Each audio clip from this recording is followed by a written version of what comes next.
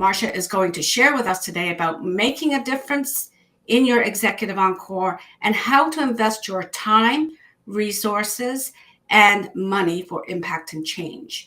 They are not finite, as most of us would hope, but they are not. So welcome, Marcia. It's very nice to see you today. Thank you for joining us. Oh, thank you so much for having me, Patricia. Now, I'd like to go right into investing in change. In your book, you emphasize investing in change, the change that we want to see in the world. We're all familiar with that. How can individuals align their investments with their values while aiming for financial returns in all stages of their life? Yeah, so back in 2012, I was invited to an angel investing meeting. And I remember thinking, oh, cool. What's that? Like, I had no idea. I was not sure if we were going to start talking about the stock market or what was going on. But I was living in Pittsburgh, Pennsylvania at the time, and I was completely fascinated to learn that there are entrepreneurs in every city, in every town, working on all different types of innovation and changes that we want to see in the world. And it was happening right in my own backyard, and I had no idea. So I go to this first meeting, and I see a couple of entrepreneurs talking about their companies, and I thought, well, I can't get involved in this because I thought you needed a finance degree. I thought you had to be rich. I thought you had to be really well connected and all this stuff. Well, a lot has changed over the years, especially the last 5 to 10 years. And now anyone can get involved in helping entrepreneurial companies with their time, with their money, and really be able to help see the changes that they want to see in the world. Because like I said, there's things happening, innovation is happening in every city and every town. And so to me, it's really important that people start to know about this, because I would talk to people and they would say the same things that I thought. You have to be rich. You have to be well educated in like a certain area or something like that. You have to have a certain kind of degree, but that's simply not true anymore. Could you give a quick example of what that looks like for someone who is not familiar with angel investing, how they would get involved?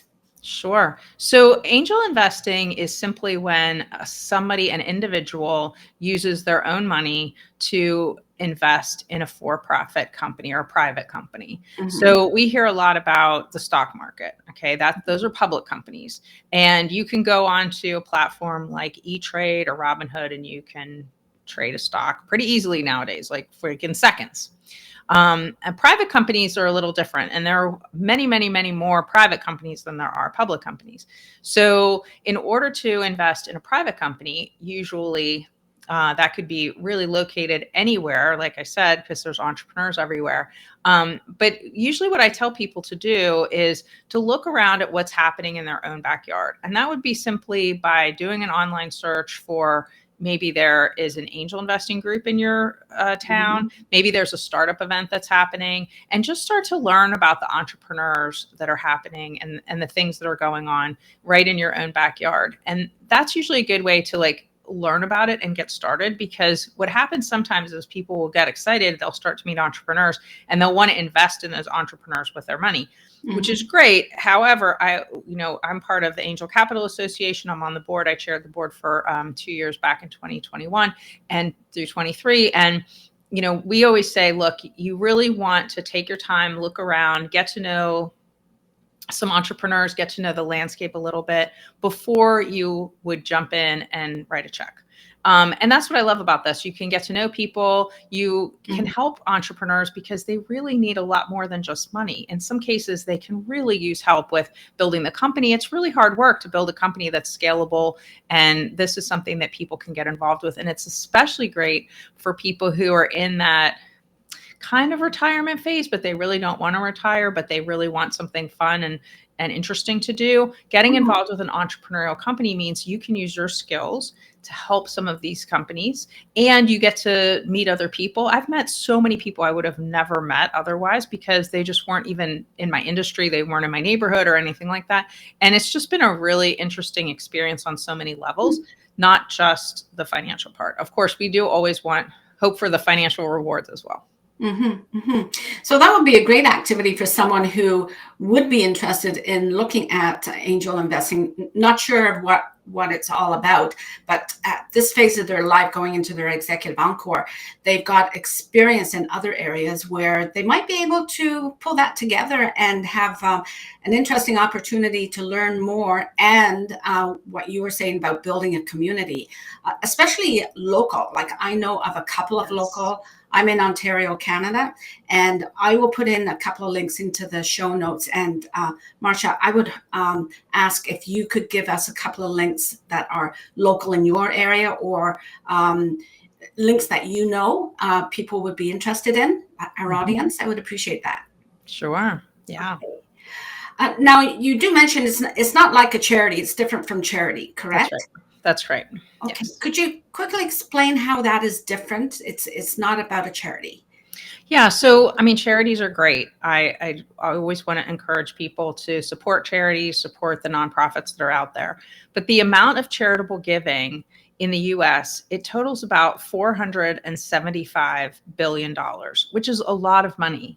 However, that is only equivalent to about 1% of the value of the US stock market.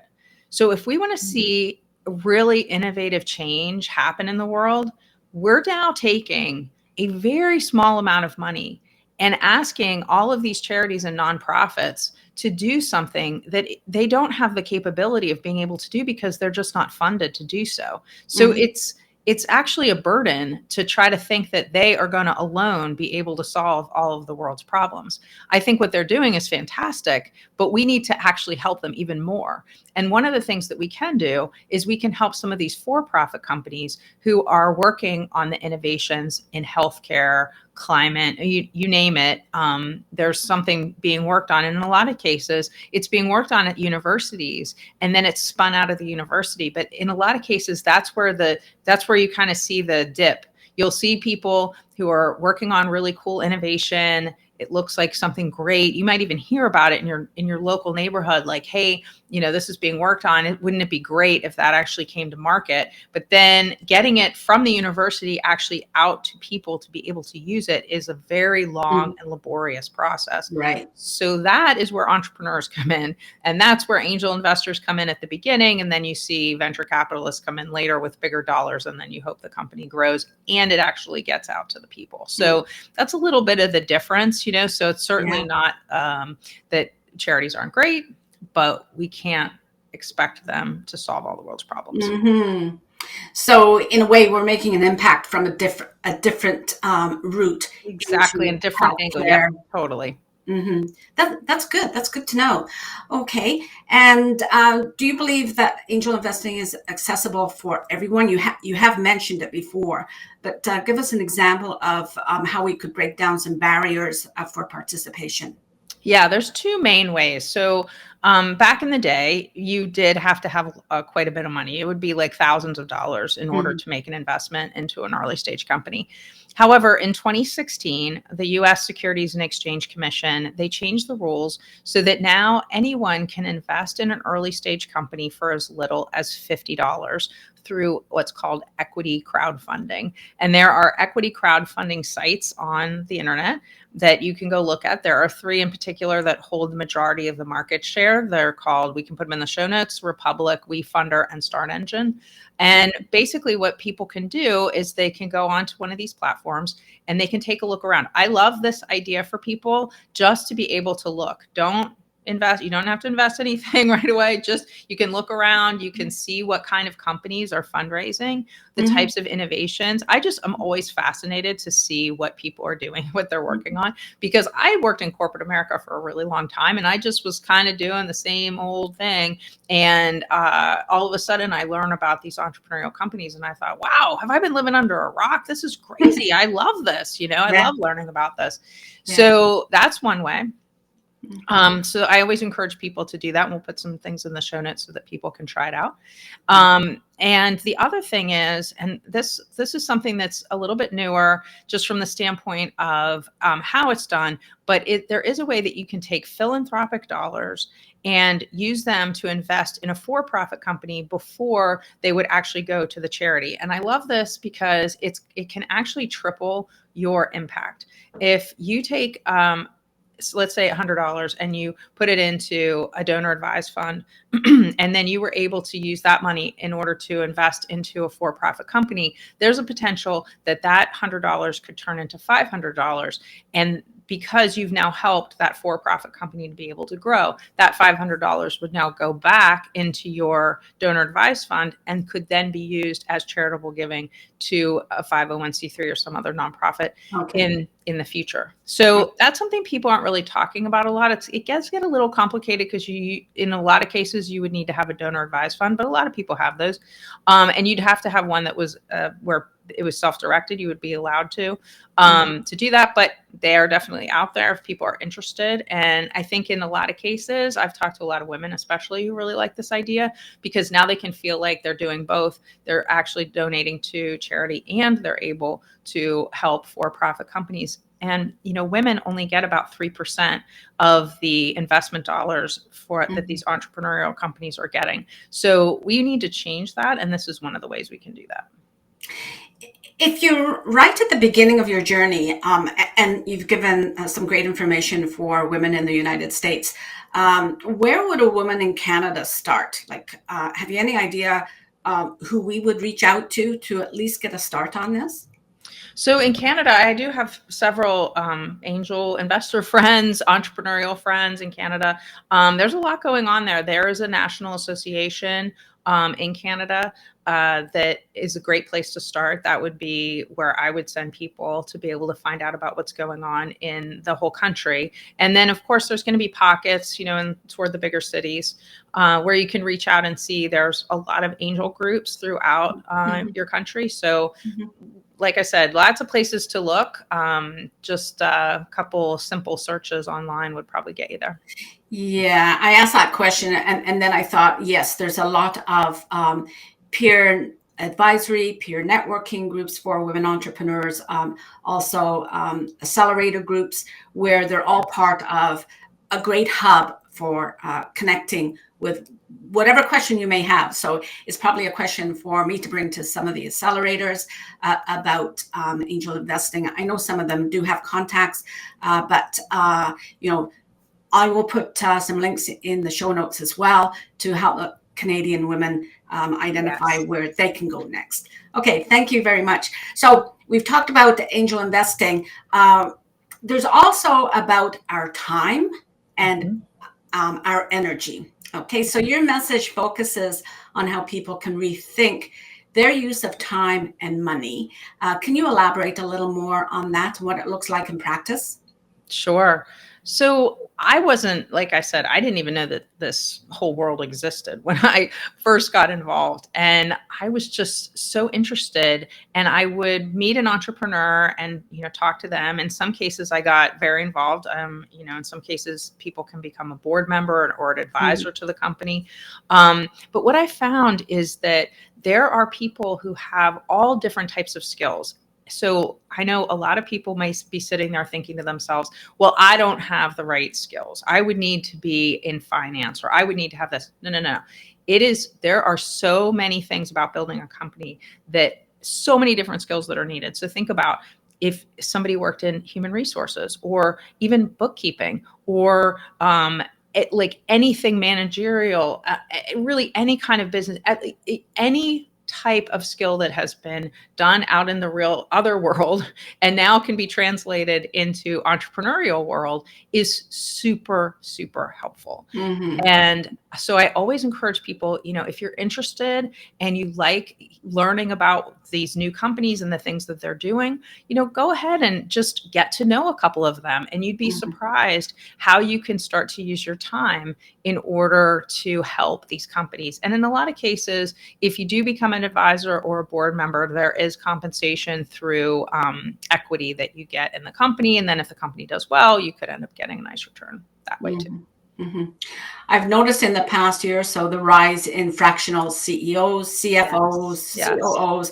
So if a woman has that kind of experience in a large corporation, coming out of the corporation, that's her identity. Now she can shift that into this kind of giving back, but also with the rewards. You were saying, if you're a board member, there is compensation.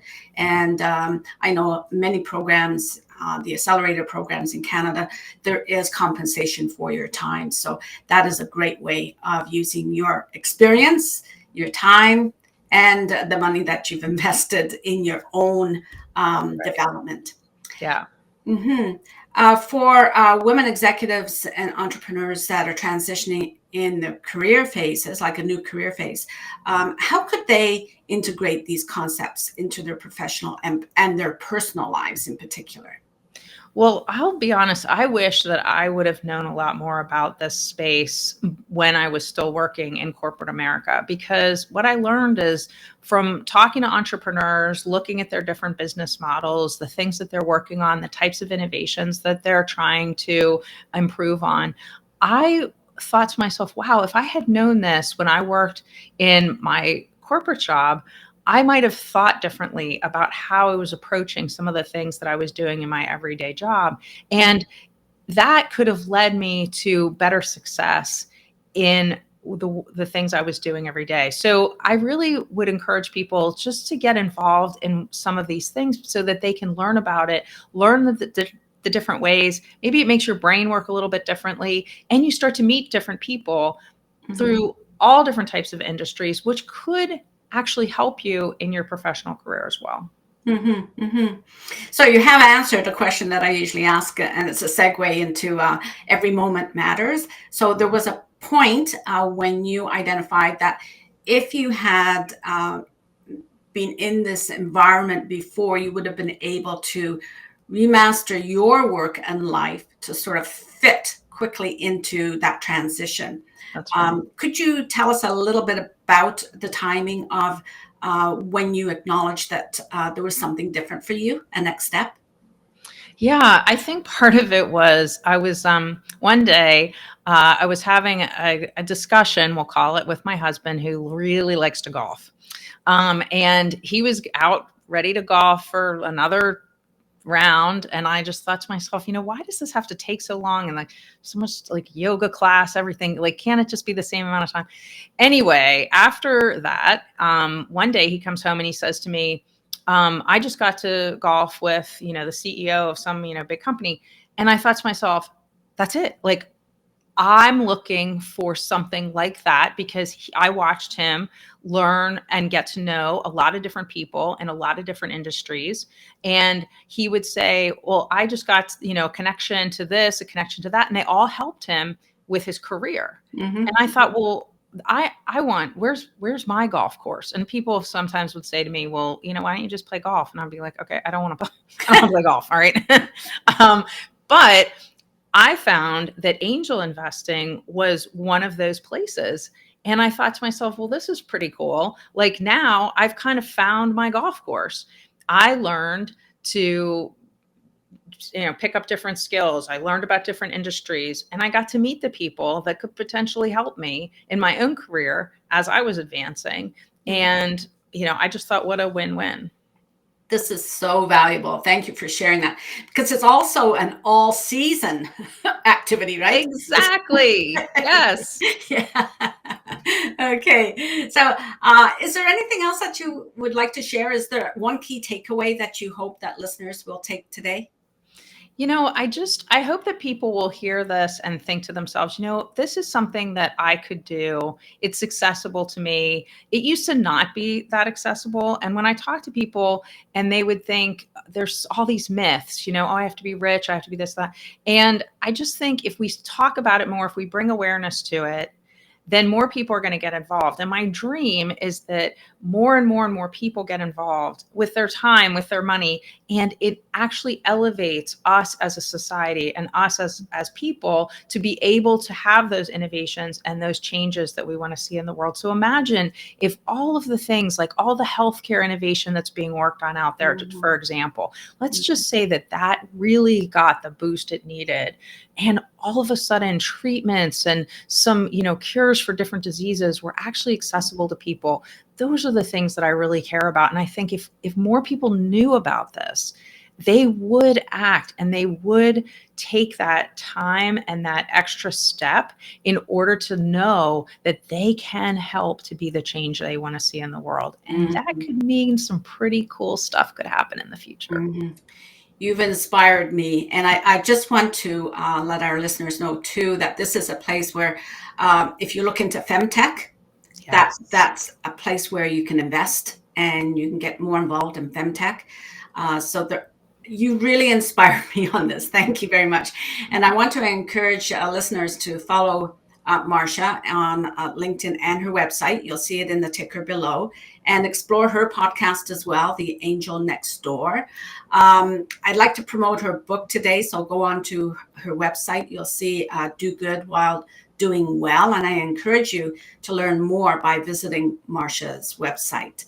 I do want to mention that Marcia has a role as an associate producer role in the award-winning documentary Show Her the Money, which reflects her advocacy for closing gender investment gaps, which I think is very valuable in our community, as Marcia said, as she pointed out.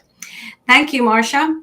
And thank you to our listeners. Thank you for tuning into this episode of Executive Encore. This is where your Executive Encore begins. So don't forget to subscribe, leave us a review, and share this episode with other women in your network. You deserve to have a place in this world where you contribute after you leave your corporate job and feel that level of self-actualization that you are seeking in your life. Please visit my website at patriciamuir.com and read my weekly blog. Marcia will be featured in the Sunday Encore on Sunday, February 2nd. And please sign up for the newsletter so you don't miss that. All links to access information about Marcia and myself are in the show notes. Until next time, take care of yourself, do what's best for you, and don't jeopardize what you built for yourself. Have a great day.